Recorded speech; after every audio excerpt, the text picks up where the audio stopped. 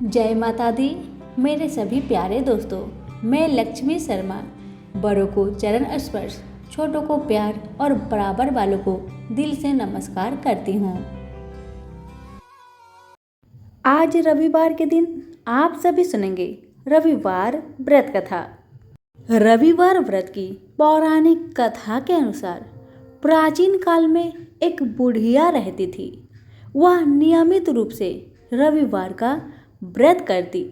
रविवार के दिन सूर्य उदय से पहले उठकर बुढ़िया स्नान आदि से निवृत्त होकर आंगन को गोबर से लिपकर स्वच्छ करती। उसके बाद सूर्य भगवान की पूजा करते हुए रविवार व्रत कथा सुनकर सूर्य भगवान का भोग लगाकर दिन में एक समय भोजन करती।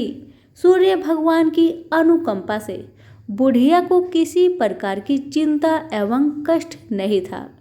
धीरे धीरे उसका घर धन धान्य से भर रहा था।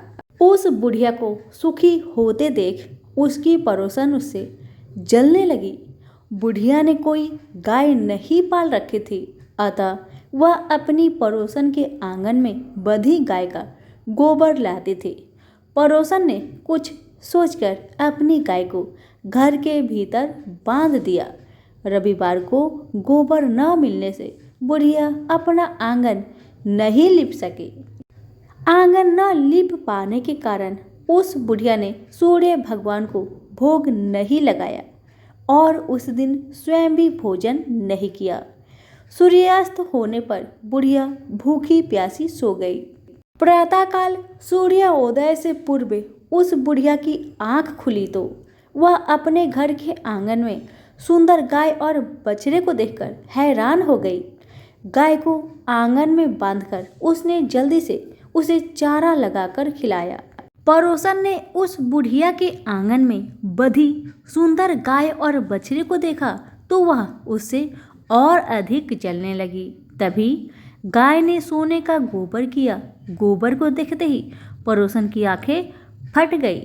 पड़ोसन ने उस बुढ़िया को आसपास न पाकर तुरंत उस गोबर को उठाया और अपने घर ले गई तथा अपने गाय का गोबर वहां रख आई।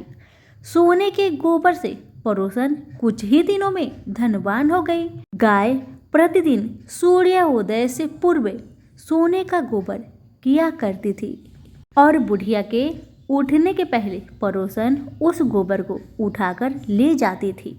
बहुत दिनों तक बुढ़िया को सोने के गोबर के बारे में कुछ पता ही नहीं चला। बुढ़िया पहले की तरह हर रविवार को भगवान सूर्य देव का व्रत करती रही और कथा सुनती रही। लेकिन सूर्य भगवान को जब पड़ोसन की चालाकी का पता चला तो उन्होंने तेज आंधी चलाई। आंधी का प्रकोप देखकर बुढ़िया ने गाय को घर के भीतर बांध दिया। सुबह उठकर बुढ़िया ने सोने का गोबर देखा। उसे बहुत आश्चर्य हुआ।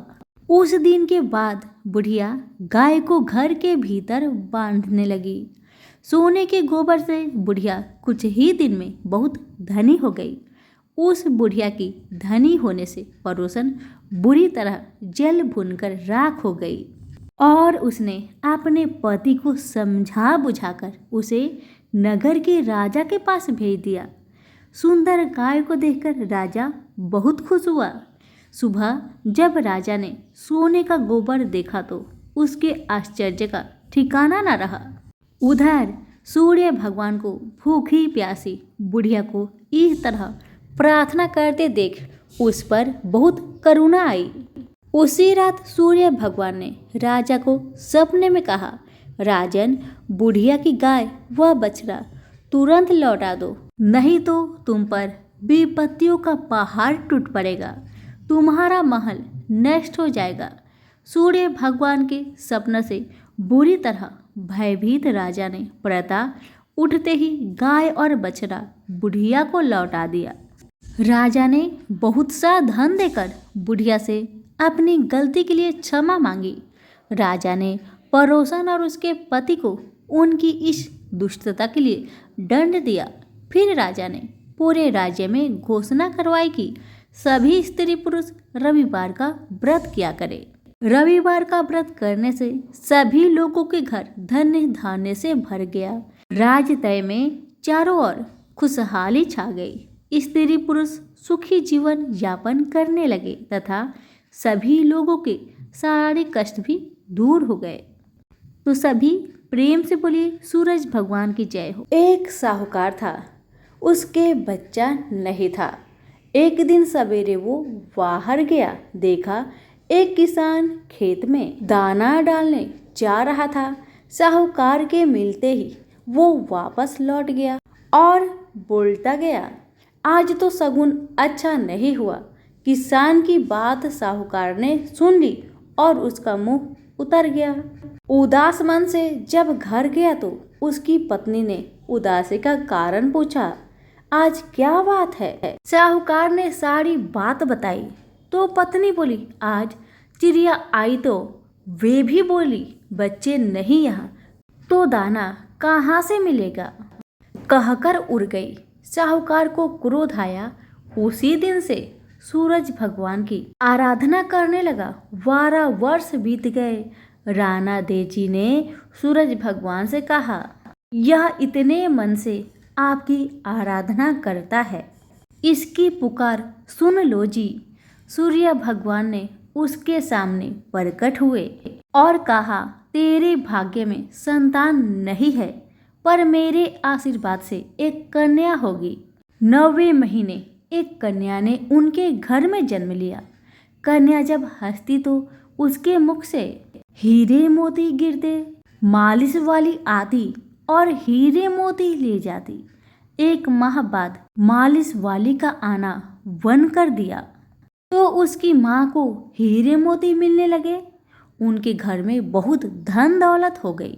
उसके पिता ने सोचा, लड़की बड़ी हो गई है, इसकी शादी कर देते हैं। उसकी माँ ने कहा, मेरे उठते ही इसका मुख देखने का नियम है, क्यों नहीं हम घर जमाई रख लेते हैं। एक गरीब लड़का ढूंढा और उसकी शादी कर दी। शादी के बाद रोज सुबह उसकी माँ उसको उठाने जाती तो लड़के को बुरा लगता, तो लड़की ने प्यार से समझा दिया कि माँ के मेरा मुंह देखने का नियम है।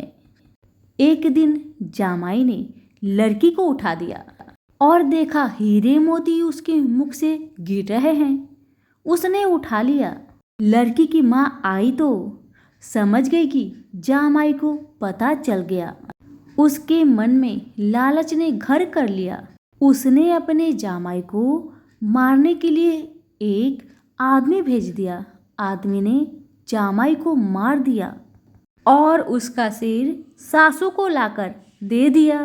राणा देजी और सूरज भगवान ने सोचा, माहरी दी हुई लड़की के पति को मार दिया, उसकी रक्षा करनी चाहिए। सूरज भगवान ब्राह्मण का रूप धारण करके गए और भिक्षा में जामाई का सिर ले आए। अंग जोड़कर अमृत का छींटा दिया और उसका पति जीवित हो गया। लड़की के पौष रविवार व्रत करने का नियम था। वह पूजा कर कहानी सुन भोजन करने के लिए पति का इंतजार कर रही थी। उसका पति आया तो उसने पूछा, आपको पता नहीं है क्या दिन अस्त होने पर मैं खाना नहीं खा सकती? अगले दिन खाना पड़ता है। उसके पति ने उसको सारी बात बताई। बेटी बोली, अब हम यहाँ नहीं रहेंगे। सास ने बहुत पश्चाताप किया, पर बेटी अपने पति के साथ ससुराल में सुखपूर्वक रहने लगी। उसके घर में सुख समृद्धि हो गई। हे सूरज भगवान, जैसे बेटी पर कृपा करी वैसे सब पर करना। उसने अपने परिवार पुत्र पौत्र के साथ जीवन यापन कर अंत में सूर्यलोक में स्थान प्राप्त किया।